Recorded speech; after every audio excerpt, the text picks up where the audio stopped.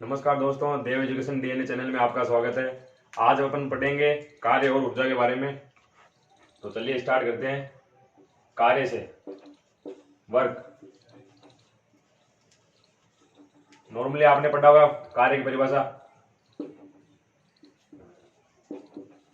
कि बल और विस्थापन के गुणनफल को क्या कहते हैं, कार्य। लेकिन एक्चुअल में जो परिभाषा होती है वो क्या होती है, देखो, बल और विस्थापन के अदिश गुणनफल को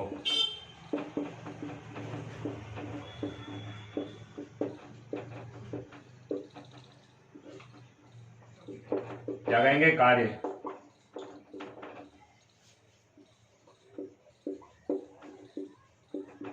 यहां पे हमारे पास फॉर्मूला क्या होगा, W बराबर F इंटू डी। लेकिन एक्चुअल में क्या होता है, वेक्टर फॉर्म में।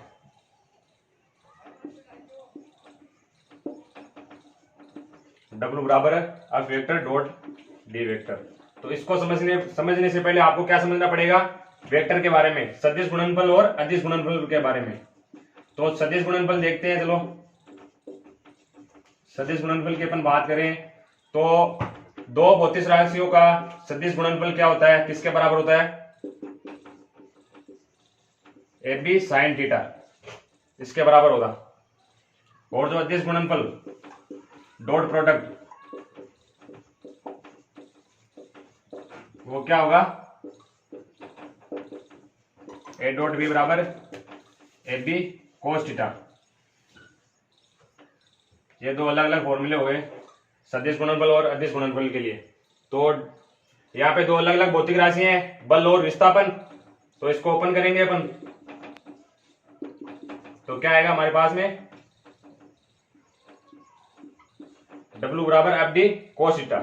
जो रियल फॉर्मूला इसका है वो क्या है, W बराबर एफ डी कोस थीटा। और थीटा क्या है इसमें, थीटा जो है इसमें वो बल और विस्थापन के मध्य का कोण है।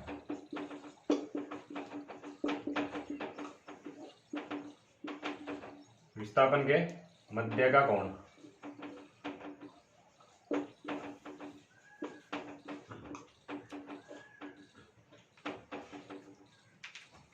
चलिए इसे आगे बात करें।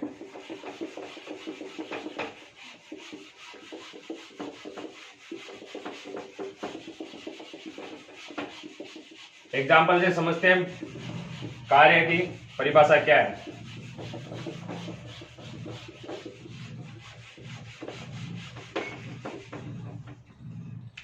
जैसे मान लीजिए कोई टेबल है, इस पे m द्रव्यमान की कोई वस्तु है, m द्रव्यमान की कोई वस्तु है। तो इस वस्तु पे जो भार लगा होगा नीचे W, कोई ना कोई भार लगा होगा mg। और इस तरफ से अपन क्या लगा रहे हैं, बल लगा रहे हैं। अब बल लगाया अपन ने, तो बल लगाने की वजह से ये वस्तु विस्थापित हो गई, विस्थापित होकर यहां आ गई मान लो। तो इसने की डी मीटर दूरी तय करके यहाँ पे आ गई है। ये वस्तु, हम द्रव्यमान की वस्तु यहां से यहां आ गई है, क्या करके, डी दूरी तय करके।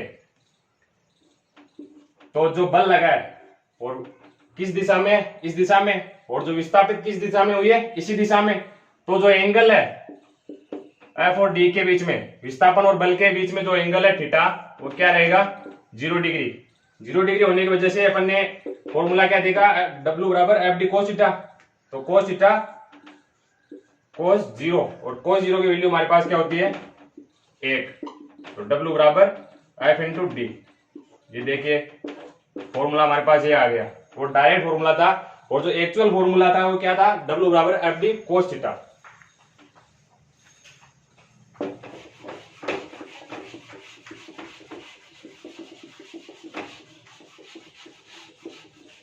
तो दोस्तों जो कार्य है वो क्या है, अदिश राशि।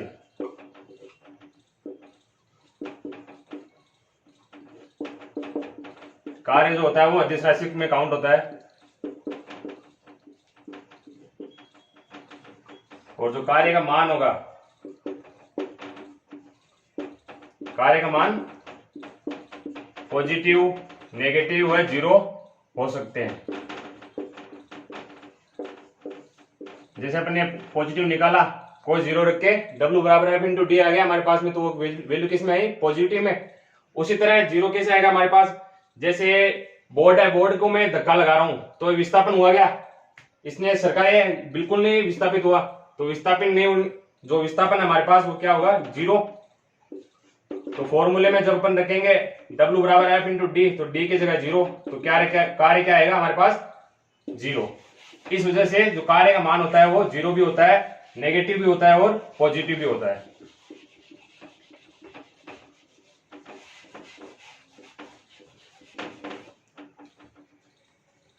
चलिए मात्रक की बात करें।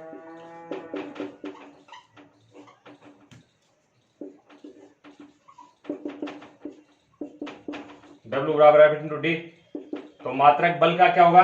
न्यूटन, और दूरी का मात्रक क्या होता है? मीटर। तो एक मात्रक आ गया हमारे पास न्यूटन मीटर, और इसी का सीजीएस मात्रक क्या होता है? न्यूटन का डाइन और मीटर का सेंटीमीटर। और जो न्यूटन मीटर है उसको क्या बोलते हैं? जूल। कार्य का अन्य मात्रक भी क्या है? जूल। और डाइन सेंटीमीटर को क्या कहेंगे? अर्ग। अर्ग। तो देखिए कितने मात्रक आ गए हमारे पास? 4 मात्रक हो गए, 1, 2, 3 और 4। अन्य मात्रक भी है इसके, इसी से और मात्रक भी आ जाएंगे। जैसे बल का क्या होता है? बल हमारे पास क्या होता है? F बराबर M इंटू ए, तो किलोग्राम मीटर प्रति सेकंड स्क्वायर। इस फॉर्मूले से बल का क्या मात्रक आया? किलोग्राम मीटर प्रति सेकंड स्क्वायर। और वही वैल्यू अपन यहां काम में लेते हैं। ये तो हो गया बल का मात्रक हो गया ये किलोग्राम मीटर प्रति सेकंड स्क्वायर, और डी यानी दूरी का क्या होगा? मीटर। तो नया हमारे पास मात्रक क्या आया? Kilogram metre square upon second square. ये 5वां मात्रक आ गया हमारे पास। और इसी का अपन सीजीएस मात्रक देखें तो क्या होगा? ग्राम सेंटीमीटर स्क्वायर पर सेकंड स्क्वायर। तो देखिए कार्य के अलग अलग मात्रक हो गए, 6 मात्रक हमारे पास आ चुके हैं। तो जो भी कुछ भी है कार्य के बारे में, मात्रक वगैरह, परिभाषा वगैरह जो आपको बता दी गई है, तो आप फटाफट से इसका स्क्रीनशॉट ले लीजिए। तो दोस्तों अभी अपन ने क्या देख लिए? मात्रक, कार्य के जितने मात्रक है 6 मात्रक देख लिए। और इसका एक अन्य मात्रक है, क्या होता है? कैलोरी।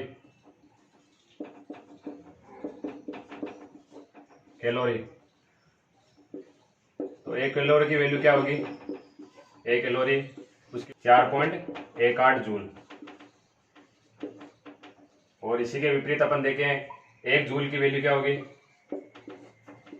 लगभग वैल्यू है इसकी 0.24 कैलोरी।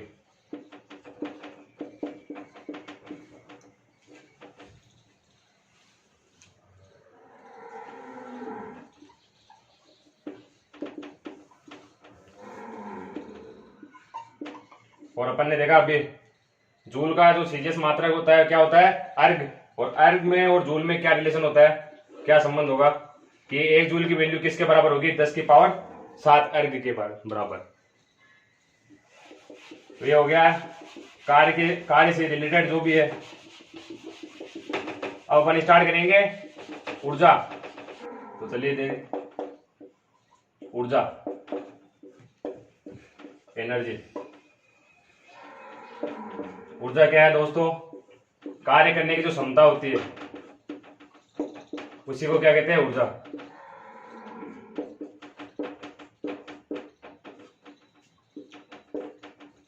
जो कार्य करने की क्षमता होती है वही क्या होती है? ऊर्जा।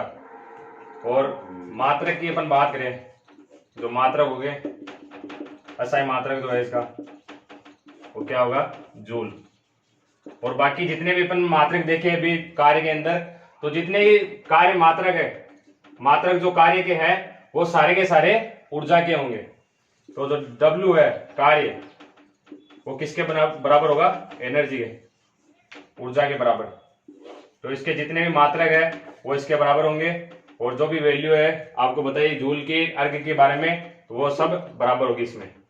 तो इसी को ऊर्जा को दो पार्ट में पढ़ेंगे। दो टाइप होते हैं इसके, गतिज ऊर्जा और स्थितिज ऊर्जा।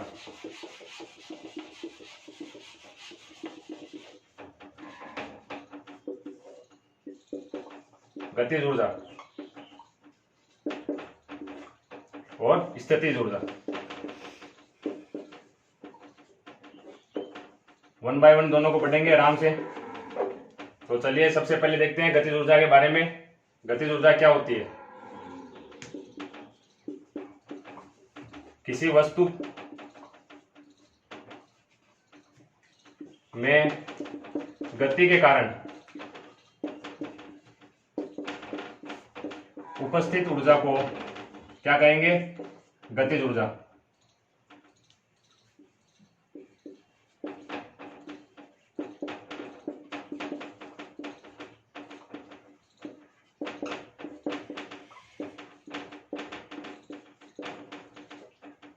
तो किसी वस्तु के कारण, किसी वस्तु में गति के कारण जो ऊर्जा उत्पन्न होती है वो क्या होती है? गतिज ऊर्जा कहलाती है। जैसे एरोप्लेन से कोई पिंड या कोई वस्तु गिरी, तो जैसे वो मोशन में आई, गति में आई, तो गति करने के बाद उसमें क्या हो गया?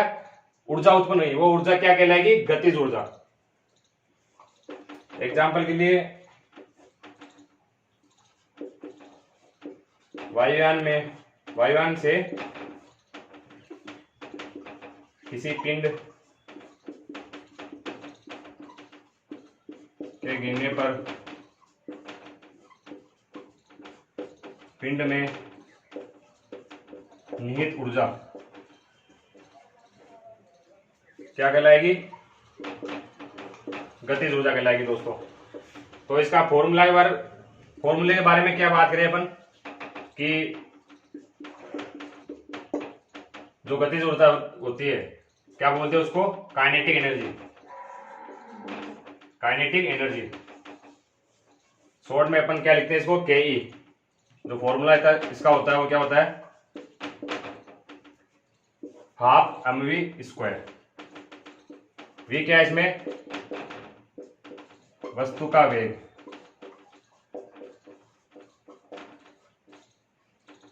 और जो m है द्रव्यमान, वो एक वस्तु के लिए सेम रहेगा, नियत रहेगा।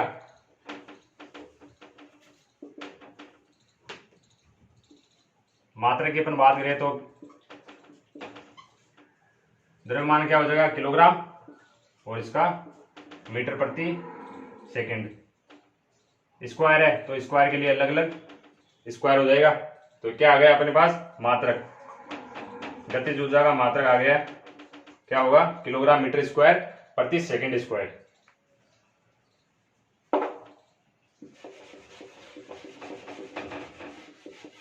अब अपन देखेंगे स्थितिज ऊर्जा के बारे में।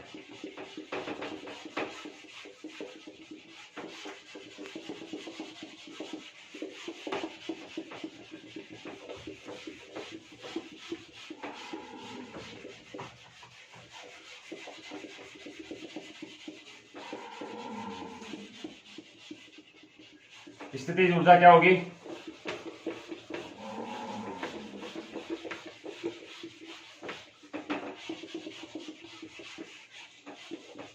तो चलिए देखते हैं दूसरा पॉइंट अपना, स्थितिज ऊर्जा।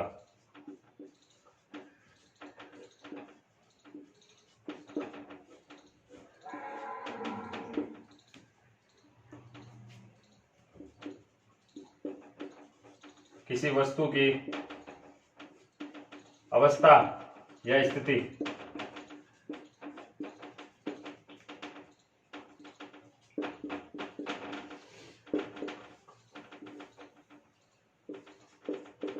में परिवर्तन से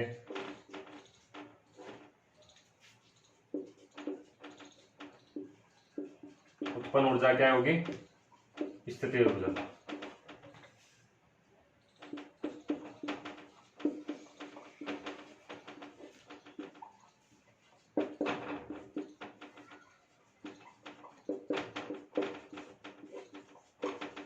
दोस्तों ये हो गई हमारे पास स्थितिज ऊर्जा की परिभाषा हो गई। इसके आगे अपन देखते हैं फॉर्मूले की बात करें अपन। पी, क्या बोलेंगे इसको? Potential energy, potential energy. Short में क्या लिखेंगे इसको? P dot E. फॉर्मूला क्या होगा इसका?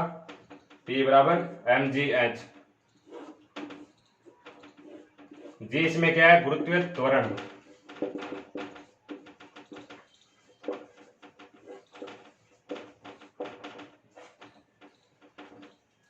ये हो गया दोस्तों। इसके बारे में 2-4 पॉइंट और है, वो डिस्कस करते हैं अपन। इसको भी एग्जांपल से पढ़ाया जाएगा आपको।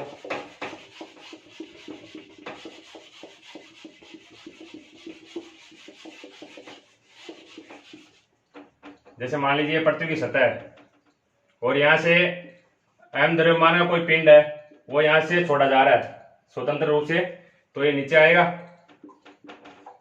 इसकी हाइट क्या है? इसकी पृथ्वी से इस पिंड की दूरी क्या है? h। जो हाइट है इसकी वो क्या है? h। और g क्या है? गुरुत्वीय त्वरण। नीचे की ओर लग रहा है जो, क्या हो गया? गुरुत्वीय त्वरण। तो फॉर्मूले से अपने पास क्या आया? P बराबर mgh। तो दोस्तों गति के दौरान जो कुल ऊर्जा रहती है, टोटल एनर्जी, संरक्षित रहती है। यानी जो ऊर्जा पहले थी, यहां पे जो ऊर्जा पहले थी, एंड पॉइंट पर भी वही ऊर्जा रहेगी। यानी जो ऊर्जा होती है वो नष्ट कभी नहीं होती है। तो जो यहाँ पे शुरुआत की स्थिति में जो टोटल एनर्जी है, कुल ऊर्जा, वो क्या थी? इसकी स्थितिज ऊर्जा और इसकी गतिज ऊर्जा, इन दोनों का योग, इन दोनों का योग क्या हो गया? कुल ऊर्जा।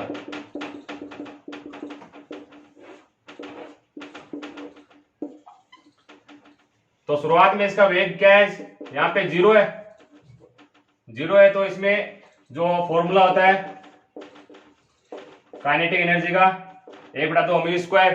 तो v का मान जब हम 0 रखेंगे तो क्या हो जाएगा? पूरी वैल्यू 0 हो जाएगी।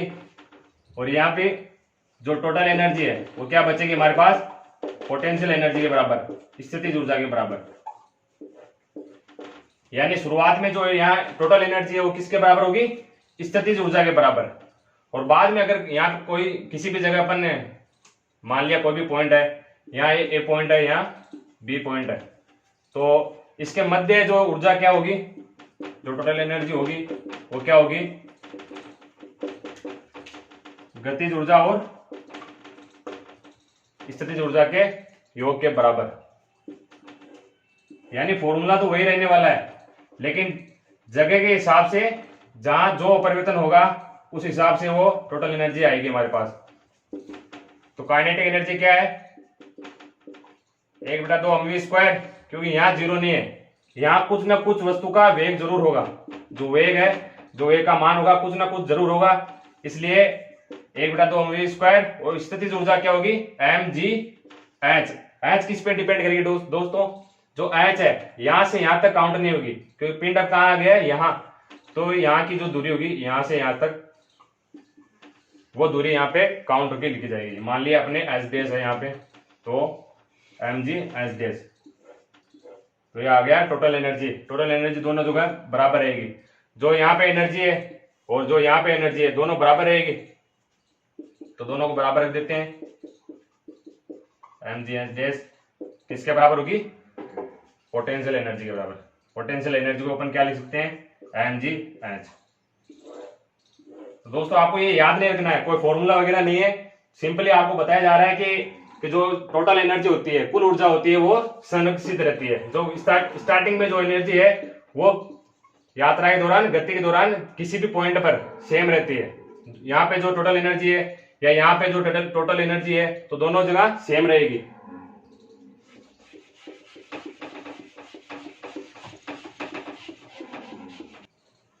दोस्तों गतिज ऊर्जा का एक अन्य फॉर्मूला भी है,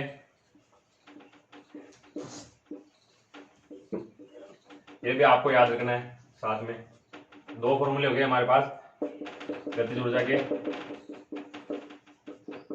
हाफ mv स्क्वायर और p स्क्वायर अपॉन 2m, दो अलग अलग फॉर्मूले हो गए। इनके बेसिस पर कुछ क्वेश्चन है तो देखते हैं।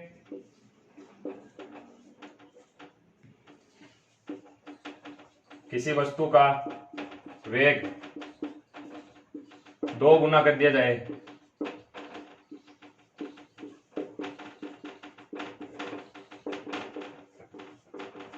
तो उसकी गतिज ऊर्जा पर क्या प्रभाव पड़ेगा।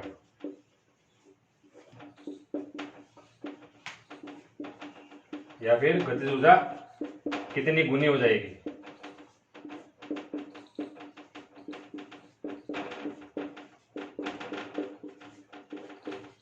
दोस्तों यही सवाल आपके एग्जाम में पूछे जाते हैं।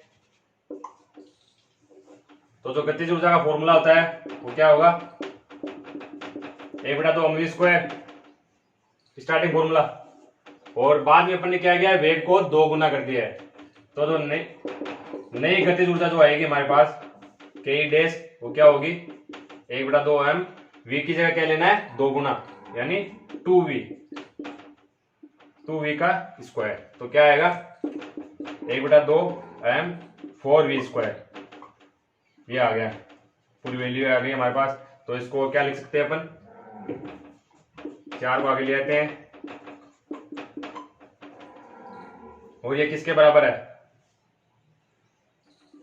जो स्टार्टिंग में हमारे पास गतिज ऊर्जा थी उसके बराबर है।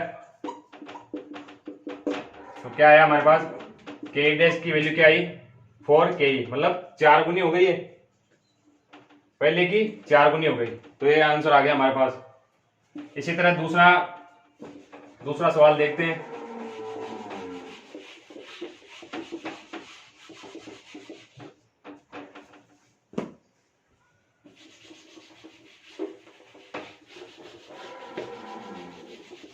ये छोटे छोटे क्वेश्चन है जो आपके एग्जाम में पूछे जाएंगे,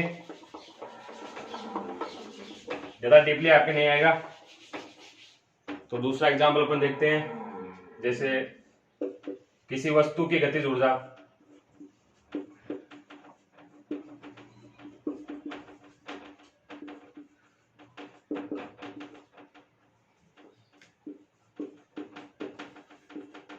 उसके संवेग के बराबर है।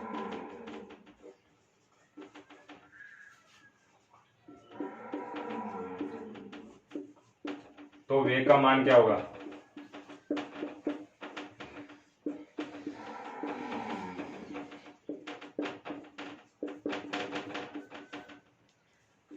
तो क्या दिया हुआ अपने पास, जो गतिज ऊर्जा किसके बराबर है, संवेग के बराबर, यानी के किसके बराबर है, पी के। तो चलिए सोल्व करते हैं। जो के का फॉर्मूला क्या होता है, गतिज ऊर्जा का फॉर्मूला 1/2 mv स्क्वायर, और संवेग का फॉर्मूला हमने पिछली क्लास पढ़ा था, क्या होता है, जो संवेग होता है वो द्रव्यमान इंटू वेग, इनका गुणनफल होता है संवेग। क्या हो गया, संवेग। वैल्यू पुट करते हैं यहाँ पे, तो m से m कैंसिल हो गया, स्क्वायर से एक भी कैंसिल, तो जो v की वैल्यू क्या, यहाँ एक भी बच गया, v की वैल्यू क्या आई 2 मीटर प्रति सेकेंड। ये आ गई हमारे पास नई वैल्यू वेग की।